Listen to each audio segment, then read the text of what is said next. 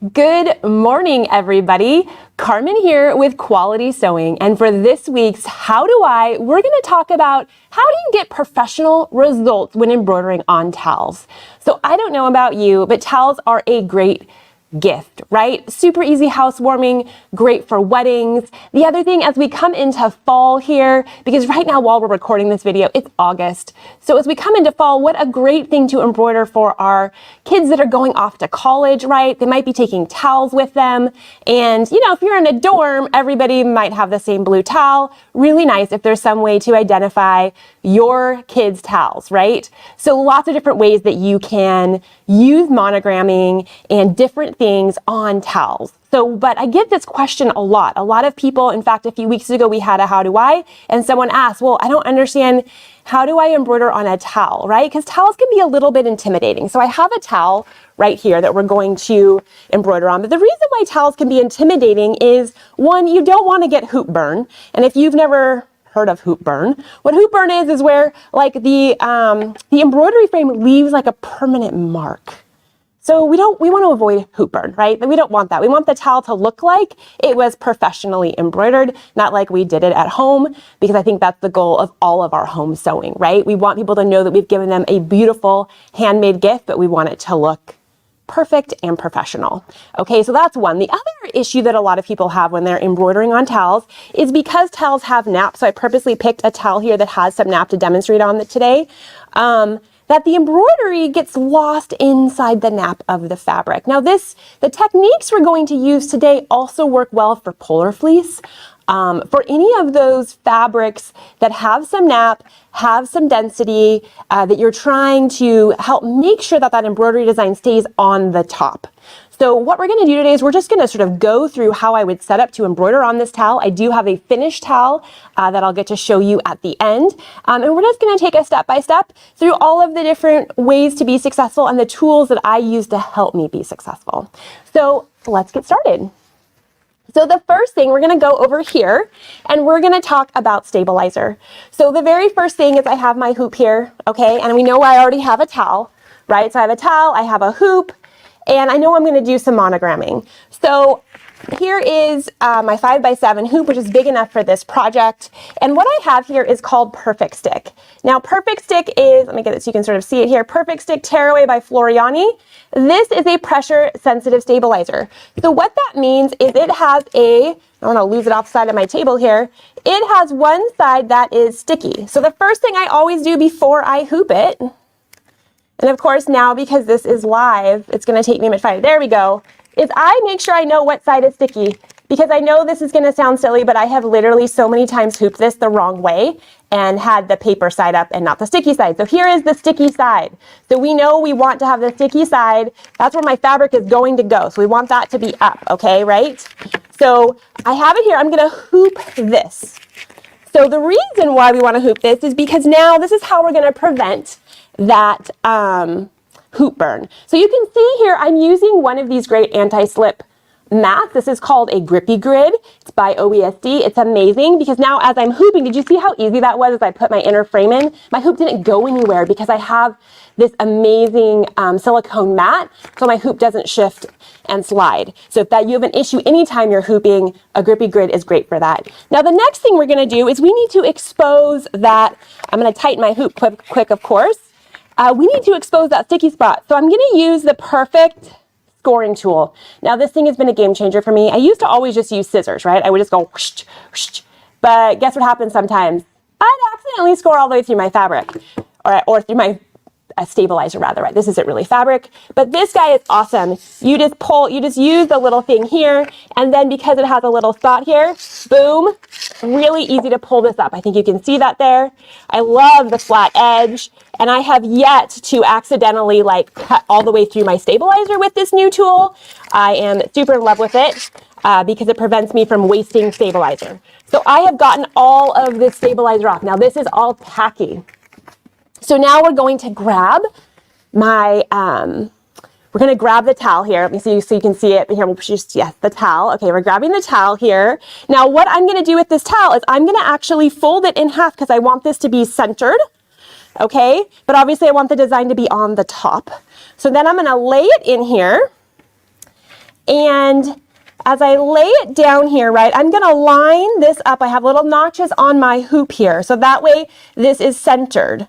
So I'm gonna lay it in here, I'm gonna push it down on this side, and then I'm just going to flip it over. And so this is a sort of not super fussy way to make sure that my design is that my hoop, towel is lined up to the center of my hoop, because then I can make sure my design is lined up to the center, because towels like this, oftentimes you do that tri-fold and you really want it in the middle here. Now, if you are going to, of course, fold the towel a different way, then you would, of course, want to line it up. So I'm thinking about how we're going to tri-fold this towel. So you want that monogram that we're going to make right in the center. But of course, you want to think about that as you are setting it up. But now we have it here, and so we're going to take it onto the embroidery frame. And so what we have done here is, since we are not hooping the actual towel, this is how we are preventing hoop burn. So this is how you can prevent hoop burn for really any project. I love using Perfect Stick Stabilizer because it does such a great job holding it down, because the other thing you don't want is you don't want it shifting in, you wouldn't want it shifting. This is also great. The other time I use Perfect Stick is if I'm going to embroider on a stretchy material, right? Because I don't want to stretch it in my hoop. Same sort of thing. Perfect Stick is amazing for that. Okay, so here we go. We have all of this down here. Now, the next thing that I would probably do is I would go over and I would still get my design all set up. Now, I'm going to pull my machine so you can see it in the screen here. I have actually already put in my design, because today's How Do I is not so much about machine usage, and it is more about just the technique. So I already have my design in here. Now, monograms, you can find them, there's lots of different inspiration on Pinterest. There's some really modern ways to do monograms. You can also just do one big letter. You could do really small monograms and just put them in the band. You can really do all sorts of different things. I just have some lettering already preset here and ready to go. So that way we can just get going. So the next step for us, and I didn't actually cut it here, is our water-soluble topping. Now, this is what prevents the designs from getting lost in the nap of the fabric. So this is water-soluble topping by Floriani. It's one of my favorites. They also have an iron-off one. For towels, I like water-soluble because you're going to wash it, right? It's easy. Okay, so it is like sort of like a, I don't know if, it's not really like a plastic film, but it's a film, it's a topper. And so you're just going to cut how much you need. You really only need it to cover the space of where the design is going to go. And so I'm just gonna do this here. And of course, I am using my Kai scissors because I love Kai scissors. They are awesome. They're one of my favorites. They are super sharp, super affordable. We have like all of the different sizes, 8-inch dressmakers. These are one of the little smaller ones, like the 5.5 inch. Just great little scissors to have on hand because I love to have all of my tools close to me so I don't have to get up when I'm working on a project. So here's my water-soluble stabilizer. I am going to lay it down right here. Okay, because my design is going to go right in this space right here. Get my hands out of the way for you there. I'm going to lay it down here. But as you might imagine right now, if I just lay it there, it could get sort of moved around. So we're going to use some of the Floriani pink tape. I like the pink tape because it's really different. It's clear to my family that this tape is not for their projects. This tape is just for my sewing room. So I just am going to use this to hold down that water-soluble topping. And I'm going to go into all 4 corners. You could go on the edges there. You could do it on the corners like this. It's really whatever you want. You don't need to be very particular. You just want to make sure the tape isn't where the embroidery design is going to go. And you want it to hold it down. Now, if you were wondering where the embroidery design was going to go, we can, on the machine here, we can see, like that's the bottom of the design, that's the top of the design. Almost all machines are going to have a way for you to test your placement ahead of time, okay? So we could see where the design is going to go. I'll push it back in the center, or you could trace it with that little trace tool. Very easy. So now we would be all ready to go. So then I would just lower my presser foot and I tell it okay, of course. I would tell my sewing machine we want to sew naturally. And then I would just hit go. And, you know, that it would start embroidering. And you're going to just embroider your whole design, okay? We're going to embroider the whole design. So we're going to pretend embroider, embroider, embroider, embroider, and then voila, we have our towel embroidered here. So you can see then, once it is fully embroidered, you would just pull your hoop off, right? Oh, I should raise my needle if I'm really trying to do that. Machines are very particular. You would just bring your whole hoop off, okay? And so it would be just like here, right? We have the whole hoop off. Let's clean up my sewing area. I don't know about you, but my space tends to get sort of messy when I'm sewing. So let's make a little space here so that way you can see what I'm doing. Move all my goodies over here. Okay, so now you can see down here, I have this. So the first thing we're gonna do is this water-soluble topping is a tearaway. Look how cool that was. So easy, right? Boom, tore that away. Look how cute that is, right? We have my son's initials. So he is ready for, taking these to college or something. And then the other stabilizer down below, this is also a tearaway. So usually what I do is I'm gonna pop it out of my hoop. Pop it all the way off here. And then it is also a tearaway. So you can just tear it away from your design.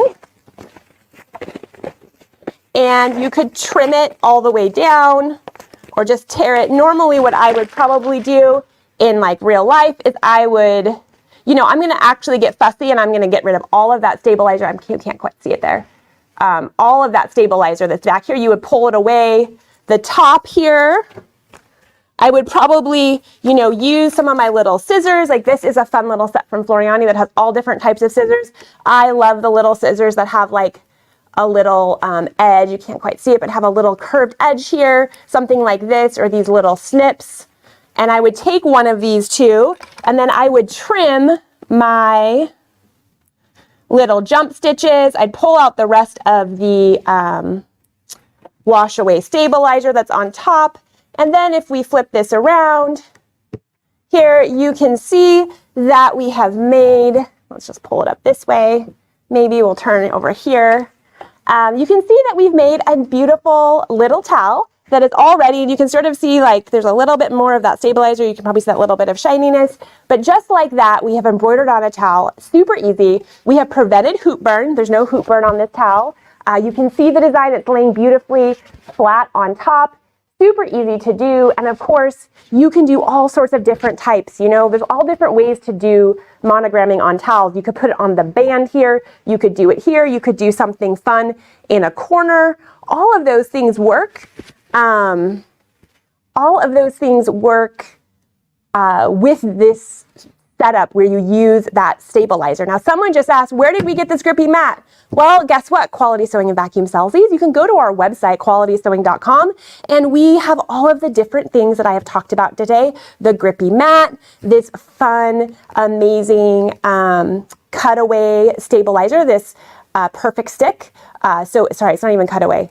I'm using the wrong words. It's a perfect stick stabilizer and it's a tearaway stabilizer. They do make a cutaway version as well, but I love the tearaway version because it's so easy. And then of course that water soluble topping, the Grippy mat, the perfect scoring tool. Sorry, this one is just a little tool, but if you've ever gone all the way through all your stabilizer, like I have many times, this is a game changer. So anyway, do you wash your towels before embroidery? I tend not to.